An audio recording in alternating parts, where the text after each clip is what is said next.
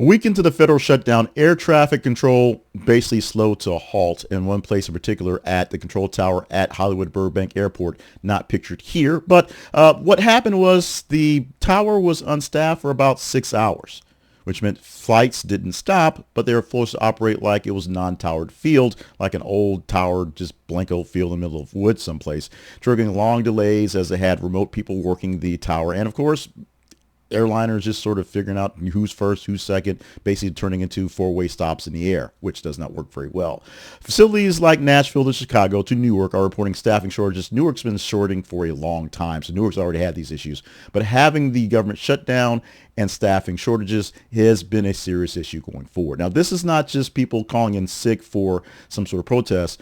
These are people not being paid, not being scheduled because of the shutdown that's happening. FAA is citing airlines and weather as added strain to as well, because when one thing goes wrong, other things fall in line as well.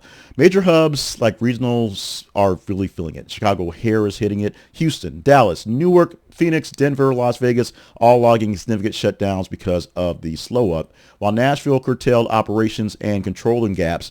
Airliners are basically doing what they can. Southwest and American are reporting hundreds of delayed flights and system absorbed sick calls and staffing cuts across the board. Air traffic controllers and TSS officers are working without pay, which is part of the problem, heightening stress and sick outs as the shutdown drags on. FAA was already 1,000 controllers short. You've heard that from day one of this administration. And hiring and training is paused under the agency's contingency plan.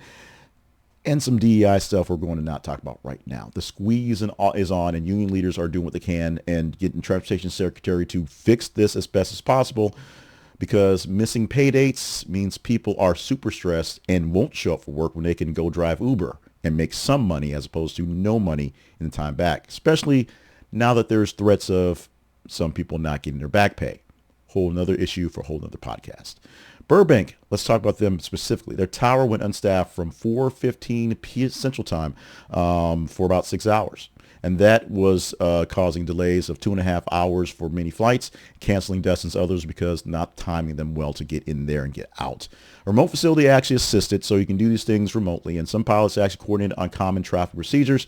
Like I said, the four-way stop in the air, so that it didn't shut down completely, but it was quite a pain to get in and out of that airport, and other airports had similar issues going forward. Not going 6 hours unstaffed, but you can see where things were going. FAA is saying that delays could persist if staffing remains thin and weather stays active. Analysts warn that the system's margin for error, which is essentially even smaller now, is even smaller. All parties are blaming anyone they can, negotiations for anyone that needed more workers, plus, Republicans and Democrats in the House and the Senate, and one Donald J. Trump not getting pushed back on this shutdown. Controllers that are there are doing yeoman's work, so please give it up for those folks that are getting things done. But remember, this is a serious time for all of us over many different agencies. It just happens that this one is very, very public in the eyes of things that have gone wrong lately, and very, very dangerous going forward. Stress about working without pay and sick outs and just the safety margins that are there are going to take tolls on the people who are showing up. So know who's showing up as essential, who's making it work. And at some point in time, when we get through with this shutdown, can we actually fix it?